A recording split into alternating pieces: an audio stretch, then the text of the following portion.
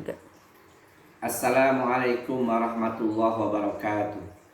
Teman-teman, mengapa kita harus minta maaf kepada orang lain yang kita pernah berbuat zalim kepadanya? Ini adalah perkara yang penting yang terkadang kita lalai, kita lupa.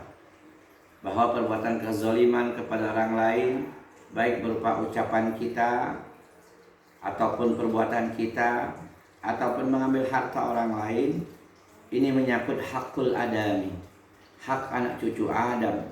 Kalau kita tidak segera minta dihalalkan, minta maaf, maka Allah tidak akan pernah membiarkannya. Teman-teman, sesungguhnya menzolimi orang lain dalam bentuk apapun adalah dosa besar. Dan kesempatan untuk minta dihalalkan, minta maaf hanya ketika kita masih di dunia inilah. Sehingga Nabi SAW mengingatkan kepada kita, man kana lahu mazlamah li akhi min irdihi aw syai falyatahallalhu min khul yauma qabla an la yakuna dinarun wala dirhamun. In kana lahu amalun salih uhiza min biqadri mazlamatihi wa illam takul lahu hasanat uhiza min sayiat sahibihi fahuma alaih. Nabi SAW bersabda, barang siapa berbuat zalim kepada saudaranya dengan merusak kehormatannya, martabatnya, atau sesuatu lainnya, bentuk kezaliman lainnya, maka cepat-cepatlah dia minta dihalalkan, yakni minta maaf, sebelum datang suatu hari yang tidak berlaku dinar dan dirham, yang tidak berlaku kata-kata maaf, tidak berlaku kata-kata yang bisa untuk menghapuskan kesalahan kita, tidak berlaku uang ganti rugi. Nah, jika kita memiliki amal solih, kebaikan-kebaikan, maka akan kita berikan sesuai dengan kadar kezaliman kita kepada orang lain. Dan kalau kita tidak punya amal solih, maka kesalahan orang, kezaliman orang, dosa orang yang kita zalimi akan ditimpakan kepada kita. Na'udzubillah, tentu sangat mengerikan. Maka teman-teman rahimakumullah, di momen hari Lebaran, hari Idul Fitri ini, jadikan waktu yang paling tepat untuk kita minta maaf, minta dihalalkan terhadap orang-orang yang pernah kita berbuat zalim kepadanya. Tentu sebaiknya minta maaf itu segera, tidak perlu nunggu waktu Lebaran. Tetapi kalau kita ragu, bingung, atau kita agak malu, maka di Lebaran inilah kita datangi orang-orang yang pernah kita sakiti, baik dengan ucapan kita, caci maki, celah, hinaan, gibah, membicarakan keburukannya dan lain sebagainya, ataupun kita dengan perbuatan kita memukulnya, menamparnya, menyakitinya, menendangnya dan lain sebagainya. Atau kita mungkin mengambil hartanya, mencuri, menipu, mengakalinya. Maka di momen ini waktu yang pas, yang tepat untuk kita minta dihalalkan. Sebelum tiba suatu hari tidak berlaku lagi permohonan maaf itu. Maka teman-teman, saya mengajak diri saya dan kita semua, mari mumpung masih ada hayat di kandung badan, kita minta maaf kepada orang-orang yang pernah kita zalimi.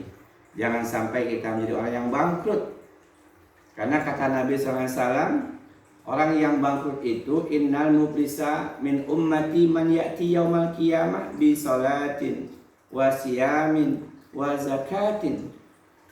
Nabi ingatkan kepada kita, sesungguhnya orang yang bangkrut di antara umatku pada hari kiamat nanti adalah orang-orang yang menghadap Allah dengan membawa amal sholat yang banyak, wajibnya, sunnahnya, membawa amal puasa yang banyak, Ramadannya, Senin Kamisnya dan lain sebagainya. Juga membawa amal zakat yang banyak, zakat wajibnya, sedekahnya, infaknya.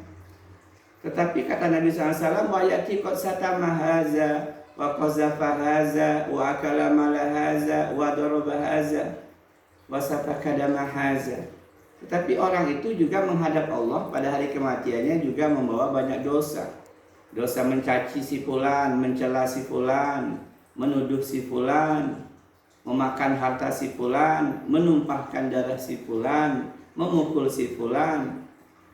Di samping dia banyak membawa amal kebaikan di sisi Allah, ternyata dia juga banyak membawa dosa yang kaitannya dengan manusia. Kemudian kata Nabi, fayutahazanatihi wa fayutahaza min hasanatihi wa haza min hasanatihi. Lalu dia akan membayar dosa-dosa itu dengan kebaikan-kebaikannya, dengan pahala-pahala yang dia kumpulkan selama ini. Fa in faniyat hasanatuhu, apabila kebaikan-kebaikannya telah habis, uhiza min khotoyahum futrihat alai. Kemudian masih ada orang yang dia zolimi, maka dosa-dosa orang yang dizolimi itu ditimpakan kepadanya. Summa turiha finnar, oleh karena itulah akhirnya dia dilemparkan ke neraka. Nauzubillah.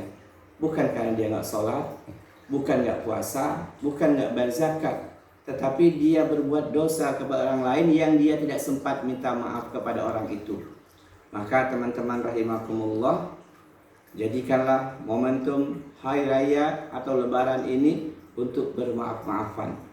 Minta maaf kepada orang yang pernah kita zolimi dalam berbagai macam hal, supaya kita tidak menjadi orang yang bangkrut di akhirat kelak. Demikian nasihat ini untuk kita semua. Semoga bermanfaat adanya. Semoga Allah menjaga kita. Dan kita, apabila orang lain minta maaf kepada kita, maka nggak usah segan. Jangan sampai kita sombong, ujub, tapi segera kita maafkan juga. Saling bermaaf-maafan. Mohon maaf lahir dan batin. Demikian, wassalamualaikum warahmatullahi wabarakatuh.